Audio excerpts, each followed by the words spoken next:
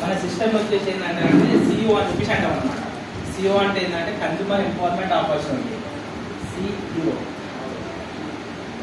CEO అంటే ఏంటంటే consumer empowerment opportunity అంటారు. కన్జ్యూమర్ ఎంపవర్మెంట్ ఆపర్చునిటీ అంటే తెలుగులో ఏమంటారంటే ఖర్చుల నుంచి ఆదాయం పెంచుకునే ఒక మంచి అవకాశం అని చెప్పేసి అంటాం అన్నమాట. ఖర్చుల నుంచి ఆదాయం అంటే ఈరోజు ప్రతి ఒక్కరు ఏదో రకంగా ఖర్చు పెట్టుకుంటామా లేదా? అంటే బయట మార్కెట్ ఏంటంటే అమ్ముకుంటే ఆదాయం వస్తుంది, ఇక్కడ ఏంటంటే మనం కొంటే ఆదాయం వస్తుంది అన్నమాట. ఆ కొంటే ఆదాయం అనేది ఎంత వస్తుంది అనేది ఒకసారి నేను చెప్తాను. అంటే బయట మార్కెట్లో చూసుకుంటే మనం ఇప్పటివరకు చూసుకుంటే 80% కొనే వాళ్ళు ఉన్నారు, 20% మాత్రమే అమ్ముకునే వాళ్ళు ఉన్నారు. ఆ రేషియోలో చూసుకుంటే ఈరోజు బయట మార్కెట్లో చూసుకుంటే ఓన్లీ అమ్ముకునే వాళ్ళు మాత్రమే ధనవంతులు అవుతారు అన్నమాట. ఈ 20% రేషియోలో ఎవరైతే ఉన్నారో వాళ్ళు మాత్రమే ధనవంతులు అవుతారు అనమాట. వాళ్ళు ఎట్లా అని చెప్పేసి అంటే వాళ్ళు ఏ విధంగా ధనవంతులు అవుతారు అంటే వాళ్ళకున్న డ్రీమ్స్ ఇప్పుడు మనం బయట మార్కెట్లో చూసుకుంటే అమ్మే వాళ్ళు ధనవంతులు అవుతారు కాబట్టి వాళ్ళకున్న డ్రీమ్స్ కూడా వాళ్ళు ఫుల్ఫిల్ చేసుకుంటారు అన్నమాట. చూస్తున్నామా లేదా? బయట మార్కెట్లో డ్రీమ్స్ ఎవరు ఫుల్ఫిల్ అవుతాయి? ఇక్కడ షాపులు పెద్ద పెద్ద షాపులు ఉన్న వాళ్ళే మాత్రమే డ్రీమ్స్ ఫుల్ఫిల్ అవుతున్నాను. అంటే అమ్ముకునే వాళ్ళే మాత్రమే డ్రీమ్స్ ఫుల్ఫిల్ అవుతున్నాను అనమాట. అంటే డ్రీమ్స్ మనకు ఉంటాయి కదా, ప్రతి ఒక్కరికి కూడా ఒక కళ అనేది ఉంటాయి కదా. అంటే నేను కూడా ఒక 2 వీలర్ పడుతుందంటే మనకు 4 వీలర్ కొనాలని చెప్పేసి, రెంట్ ఇంటి ఉంటుందంటే మనకు సొంత ఇల్లు ఉండాలని చెప్పేసి అట్లాంటి ప్రతి ఒక్క డ్రీమ్స్ ఉంటాయి కదా. ఆ డ్రీమ్స్ ఏమేమి ఉంటాయంటే ఒకటి మంచి ఒక ఇల్లు లేని వాళ్ళకు ఇల్లు కొనుక్కోవాలని ఒక హౌస్ కానీ, అదేవిధంగా మంచి కార్ తీసుకోవాలని చెప్పేసి ఉన్నా లేదా? మీకు కూడా ఉన్నాయి లేదా? అందరికీ ఉన్నాయి కదా డ్రీమ్స్. సో మరి మీరు కూడా రెస్పాండ్ అయితే నాకేంటంటే చెప్పడానికి ఇంకా ఈజీగా ఉంటాను. ఓకే, అయితే అంటే ఇలా ఇక్కడ చూసుకుంటే ఏంటంటే ఒక హౌస్ కానీ, ఒక మంచి కార్ తీసుకోవాలని చెప్పేసి కానీ, లేదా ఒక మంచి బ్యాంక్ బ్యాలెన్స్ పెట్టుకోవాలని చెప్పేసి, బ్యాంక్ బ్యాలెన్స్ అందరికి ఉండాలని ఉంటుందా లేదా? అదేవిధంగా ఇంకేముంటాయి డ్రీమ్స్? డ్రీమ్స్ ఒకసారి చెప్పండి. రాస్తున్నాను అంటే ప్రతి ఒక్కరికి ఉన్నాయి కదా, మీకున్న డ్రీమ్స్ కూడా చెప్పేసండి.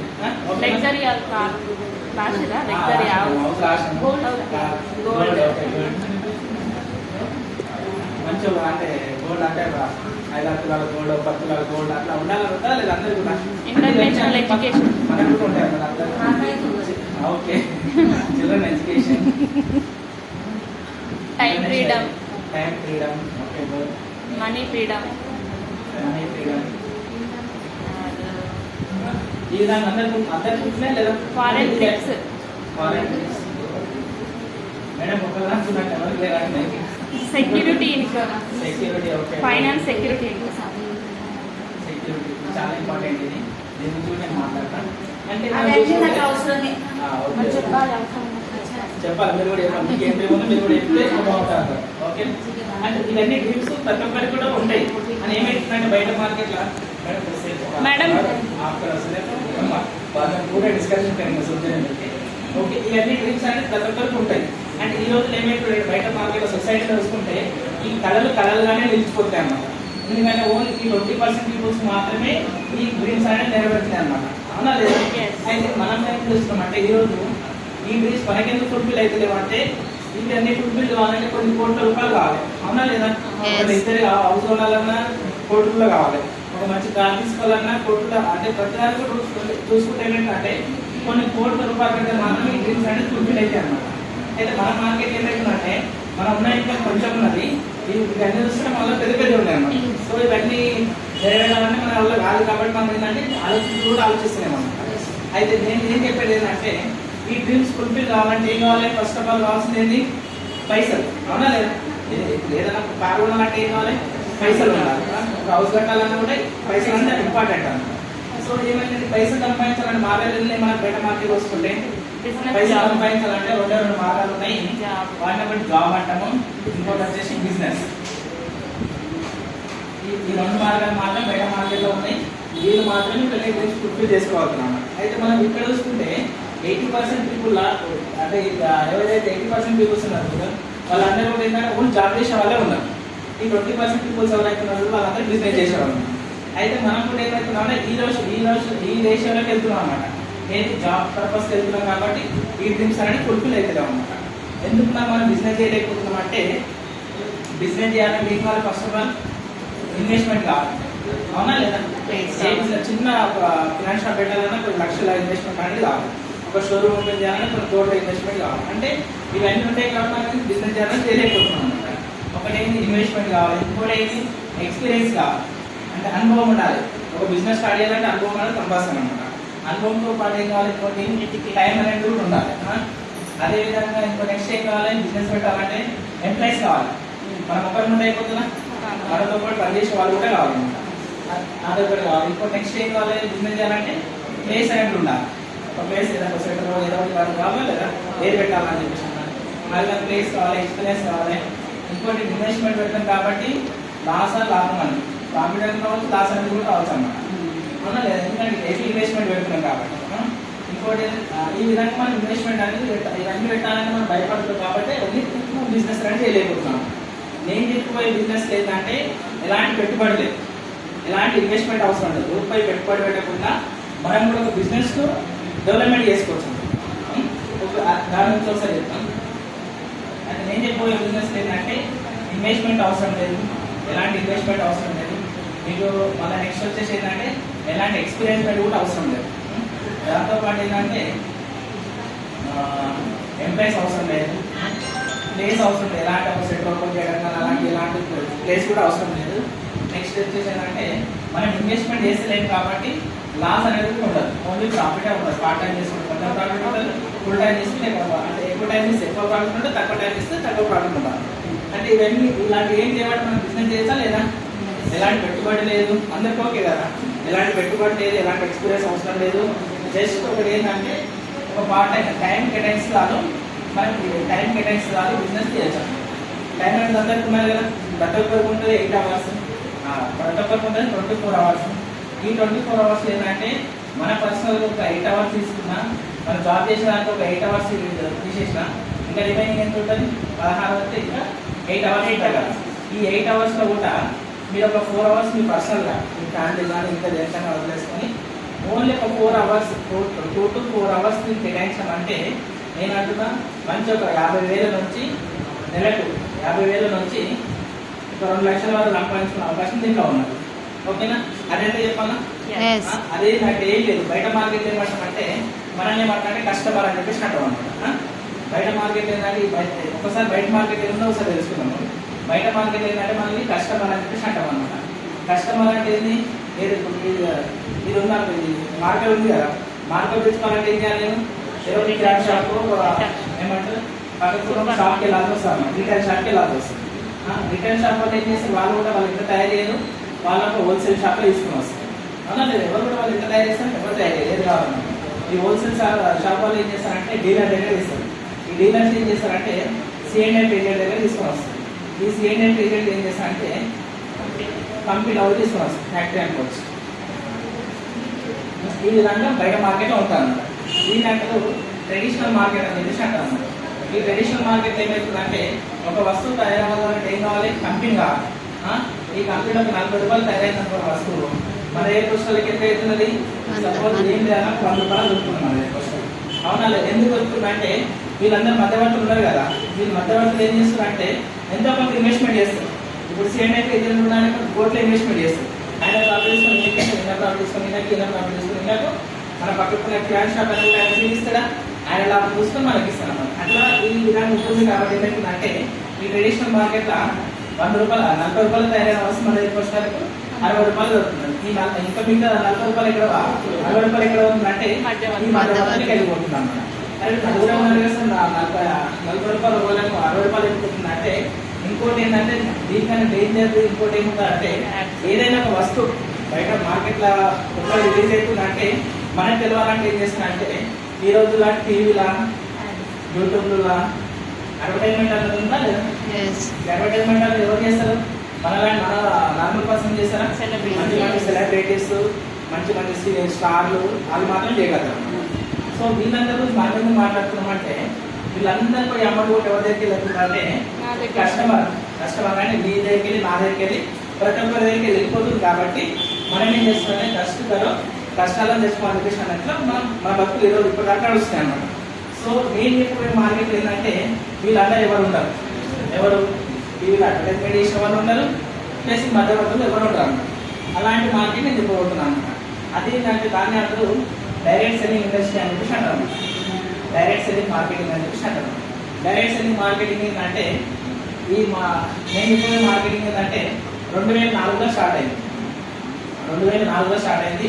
ఈయన ఏమనుకున్నాడంటే కంపెనీలో తయారు చేస్తా వస్తువు నీ పక్కకున్న షాప్లో పెడతా, స్టోర్లో పెడతా, ఈయన తీసుకున్నట్టు ఇక్కడ ఇస్తామని చెప్పేసి అంటున్నాను యాజ్ ఎ కస్టమర్. అంటే ఇక్కడ ఎట్లా మనం తీసుకుంటాం కదా, ఇక్కడ గ్రాండ్ షాప్లో ఏదో హోల్సేల్ షాప్లో తీసుకుంటాం కదా, అక్కడ తీసుకొని మనం స్టోర్లో తీసుకోమని చెప్పేసి అంటున్నాం. ఈ స్టోర్లో తీసుకోవడం వల్ల ఏమవుతుందంటే వీళ్ళకి పోయి 60 రూపాయలు ఏదైతుంది, 60 రూపాయలు 60 రూపాయలు ఉన్నారు కదా, మనం మనకి ఇస్తా అని చెప్పేసి అంటున్నాం అనమాట. ఒకసారి చెప్పండి, మనం మనకు రావడం మంచిదా, మనం మందికి పోవడం మంచిదా? మనకు రావడం మంచిపోయింది కాబట్టి, అది మధ్యవర్తిలో పోయింది కాబట్టి మనం పేదలుగా ఉండిపోయినాం అనమాట. ఇక్కడ ఏంటంటే మనకు వస్తుంది కాబట్టి మన డ్రీమ్స్ కూడా ఇక్కడ ఫుల్ఫిల్ చేసుకునే అవకాశం ఉందన్నమాట.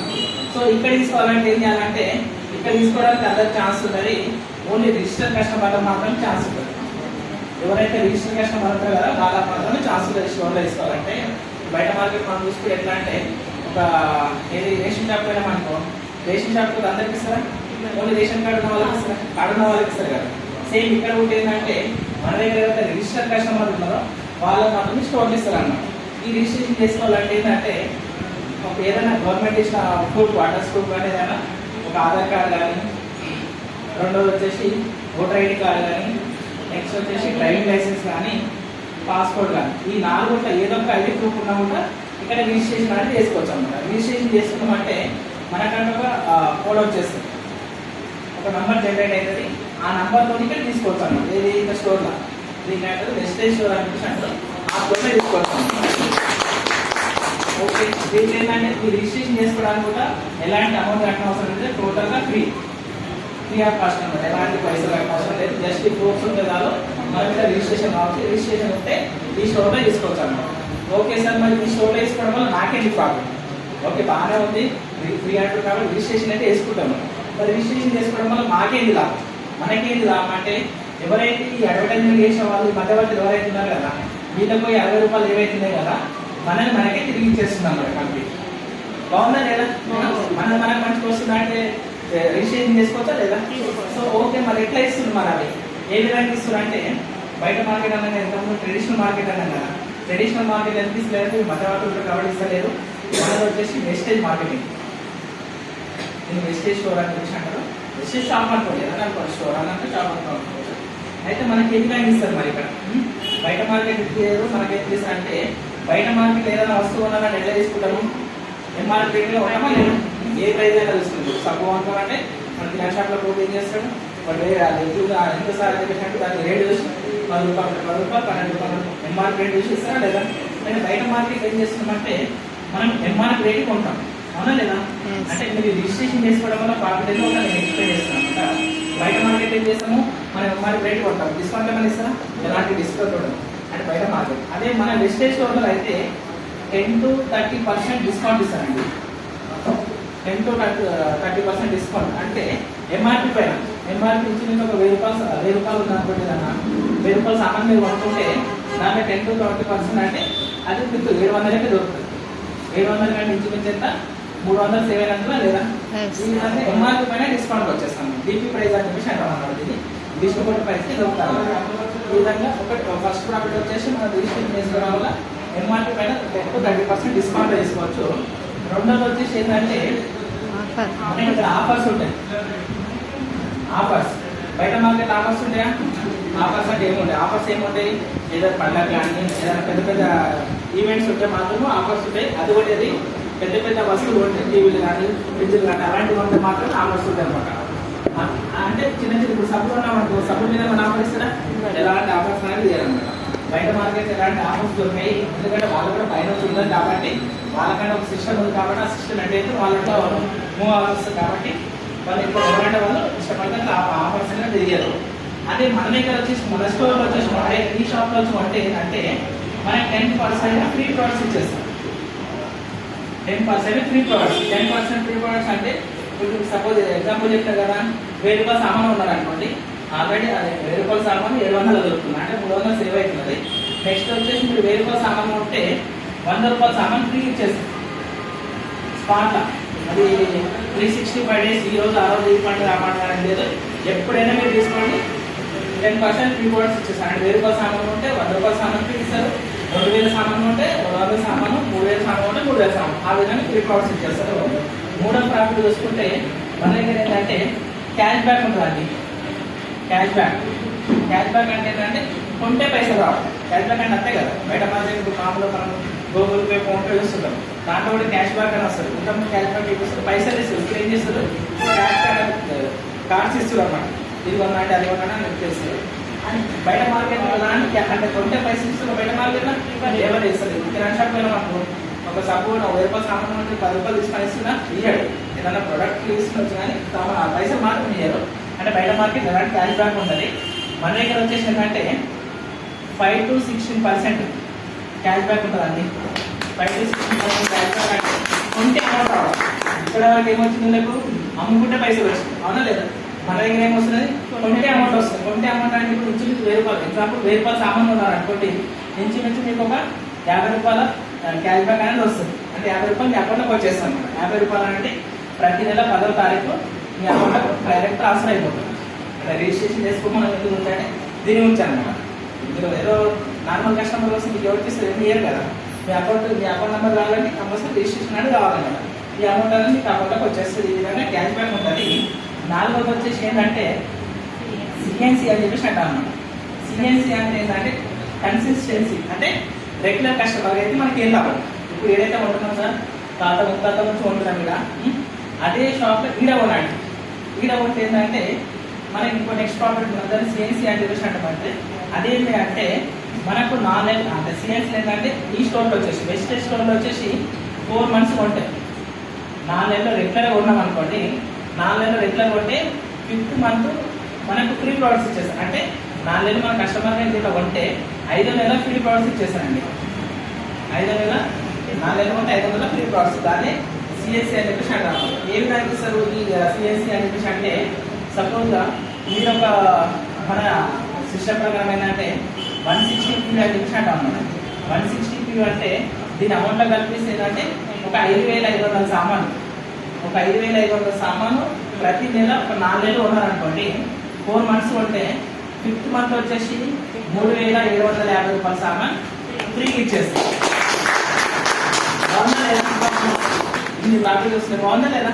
ఇంకోటి లేదు లేదు మాకు అంతా పట్టదు, 5500 సామాన్ పట్టది, మేము తక్కువ చిన్న ఫ్యామిలీ ఉందని చెప్పేసి అంటే 100 అని చెప్పేసి అంటారు.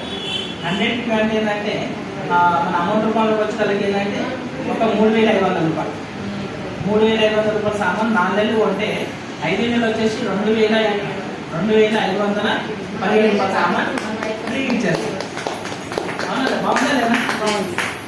ఇది ఎంత తక్కువైతే ఉండలే కదా, దీంట్లో ఇంకోటి అవడం సరే కొనడానికి దీంట్లో ఏమేమి ఉంటాయంటే దీంట్లో వచ్చేసి మన ఇంట్లో వాడుతున్న వస్తువులు అంటే సబ్బులు, సరుకులు, నూనె, ఇంట్లో వాడుతున్న ఏదైతే వంట నూనె కానీ అలాంటివన్నీ మళ్ళీ అవి ఉంటాయి. ప్లస్ ఇంకోటి అయితే హెల్త్ సప్లిమెంట్ అంటే మన ఆరోగ్యానికి సంబంధించిన సప్లిమెంట్స్ కూడా ఉంటాయి. అదే అంటే ఆ విధంగా మొత్తం మన దగ్గర వచ్చేసి ఒక 450 రకాల ప్రొడక్ట్స్ మన దగ్గర అవైలబుల్ ఉంటాయి అన్నమాట. ఈ విధంగా ఏది కొన్నా కూడా ఏ వస్తువు అయినా కొనండి ఇంత ఇంత ఇంత ఇంతలోపు ఉంటే అంటే ఒక 3500 సామాన్ కొంటే 2500 సామాన్ ఫ్రీ వస్తుంది. ఒక 5500 సామాన్ కొంటే 3750 రూపాయల సామాన్ ఫ్రీ వస్తుంది అన్నమాట. ఈ విధంగా 4వ ప్రాఫిట్ ఉంటుంది. ఇంకోటి 5th ప్రాఫిట్. 5వ ప్రాఫిట్ ఏది మరి కొనడం వల్ల అంటే ఇది వండర్ఫుల్ అండి. దీనికి క్యాన్సల్ చేయాలి ఎవ్వరు కూడా, ఎందుకంటే ఎవ్వరు కూడా ఇది ఇయ్యరు. ఎంత పెద్ద షోరూమ్ పెట్టినా కూడా ఈ ప్రాఫిట్ మాత్రం ఇయ్యరు. అదేంటి అని చెప్పేసి అంటే ప్రోడక్ట్ సాటిస్ఫాక్షన్ గ్యారెంటీ అండి. అంటే ఏదైనా మనం వస్తువు బయట మార్కెట్లో ఉంటాం కదా, బయట మార్కెట్లో ఉంటే ప్రోడక్ట్ గ్యారెంటీ ఇస్తాడా? నమ్మకం ఇస్తాడు. అరే ఇది కొంటున్నావు కదా, నీకు నచ్చకపోతే ఒక వారం రోజులు వాడుకొని తీసుకురండి, మళ్ళీ రిటర్న్ ఇస్తాను అంటారు. అని మన దగ్గర ఏంటంటే ప్రతి ప్రోడక్ట్ మన దగ్గర దొరికే 450 రకాల ప్రోడక్ట్స్ ఏవైతే ఉన్నాయి కదా, 400 సబ్బు కానీ, సరుకు కానీ, షాంపూ కానీ ఏదైనా కొనండి 450 రూపాయల సామాన్లు 450 రకాల ప్రొడక్ట్స్లో ఏది ఉన్నా కూడా ప్రొడక్ట్ సాటిస్ఫాక్షన్ గ్యారెంటీ ఇస్తున్నాం. ప్రొడక్ట్ సాటిస్ఫాక్షన్ గ్యారెంటీ ఏంటంటే మీరు తీసుకున్న తర్వాత మీరు ఇంటికి ఉన్న తర్వాత ఈ స్టోర్లో ఉన్నాక ఉన్న దాని మీద కొన్ని 30 రోజులు 30 days వాడుకొని 30% వాడుతున్నా కూడా 30 days లోపు 30% వాడుతున్నా కూడా ప్రోడక్ట్ రిటర్న్ తీసుకుంటానని చెప్పేసి అంటున్నాం అన్నమాట కంపెనీ. ఎవరంటారండి? ఎందుకు అంటున్నా అంటే ఇట్లా ప్రోడక్ట్ అనేది మన దగ్గర దొరికేది ఏంటంటే క్వాలిటీ ప్రోడక్ట్. క్వాలిటీ అని ఎంత అంటే కంపెనీ తయారు చేస్తుంది. కంపెనీకి వెళ్ళి తెచ్చేది ఎవరు? కంపెనీ తీసుకోవచ్చు. ఇది ఎవరు పెడుతుంది? కంపెనీ పెడుతుంది. కంపెనీ పెడుతుంది. అంటే ఇక్కడ డూప్లికేట్ చేసే ఛాన్స్ ఉంది ఏమన్నా? లేదు లేదు. బయట మార్కెట్ ఉండవచ్చు. ఎందుకంటే ఇక్కడ కంపెనీలు తయారవుతుందని నలుగురు చేతులు మారుతున్నాయి. నలుగురు చేతులు మారడం వల్ల డూప్లికేట్ అయ్యే ఛాన్సెస్ ఉంది. మన దగ్గర ఏంటంటే కంపెనీ తయారవుతుంది, కంపెనీ తెచ్చి పెడుతున్నారు. మన పిల్లలు మనం మోసం చేసుకుంటాం, చేసుకోమా లేదా? చేసుకోవడమా లేదా? చేసుకోము కదా. సేమ్ ఇది గురించి మన కంపెనీ ఏం చేస్తుంది? ప్రొడక్ట్ గ్యారెంటీ అనేది ఇస్తున్నాము. ప్రొడక్ట్ గ్యారెంటీ 30 days వాడి 30 days మీరు తీసుకోపోయి 30 days అయిన తర్వాత 30% యూజ్ చేసినా కూడా రిటర్న్ తీసుకుంటున్నారు కంపెనీ. రిటర్న్ అనేది ఓన్లీ ఒక జిఎస్టీ తీసుకోవాలా, జిఎస్టీ కట్ చేస్తారు. అంటే జిఎస్టీ అనేది ఏంటంటే గవర్నమెంట్ కట్టాలి. ఆ గవర్నమెంట్ కట్టే ట్యాక్స్ తీసేసుకొని మిగతా అమౌంట్ మనకు రిటర్న్ కావాలంటే రిటర్న్ ఇస్తున్నది. లేదు మనకి వేరే ఏమంటారు వేరే ప్రోడక్ట్ కావాలి, ఎక్స్చేంజ్ కావాలంటే ఎక్స్చేంజ్ ఇస్తున్నాం అనమాట. ఇంత గ్యారెంటీ ఇస్తున్నారు. మనం కొనొచ్చా లేదా? ఇది మనంతా లాస్ అవుతుందా? మనకు ఇవన్నీ ఏంటంటే మనం కొనడం వల్ల వచ్చే లాభాలు అన్నమాట. ఏంటి మనకు వచ్చి ఏదైతే 60% ఇస్తున్నారో 100కి 60 రూపాయలు ఇస్తారు కదా, వచ్చే ప్రాఫిట్ అనుకో చూసుకుంటే మనకు 45% ఉండాలి. ఈ 45% అయితే కస్టమర్ ఉంటుంది. ఇక్కడ కస్టమర్ అనొద్దు, సారీ కన్స్యూమర్ అసలు ఒక వినియోగదారుడు ఉండడం వల్ల దానికి మీ రకాల లాభాలు లేనమాట. నెక్స్ట్ వచ్చేసి ఏంటంటే మన 60 అన్నారు కదా సార్, 45 ఇస్తుంది కదా, మరి ఇంకా 15 ఏంటంటే ఈ 15% ఏంటంటే 45% కన్స్యూమర్ ఇస్తున్నది, 15% ఏంటంటే వీళ్ళు ఏదైతే ప్రమోట్ చేస్తారు కదా, అంటే వీళ్ళు ఎవరైతే ఉన్నారో వాళ్ళకి అమౌంట్ 45%. ఇది ఏదైతే టీవీ అడ్వర్టైజ్మెంట్ చేయడం వల్ల అంటే వాళ్ళు టీవీ వేస్తారు, ఇది మనం మౌత్ పబ్లిసిటీ చేయడం వల్ల మిగతా 15% అనేది ఇస్తున్నాం మన కంపెనీ. బాగుందా లేదు? ఇంతవరకు నచ్చిందా లేదా? ఏమైనా డౌట్స్ ఉంటే కూడా అడగవలసింది. ఇప్పుడు వాళ్ళకి యాజ్ ఎ కస్టమర్ ఉండడం, కన్స్యూమర్ ఉండడం వల్ల వెరీ ప్రాఫిట్స్ ఉన్నాయి. థ్యాంక్ యూ అండి.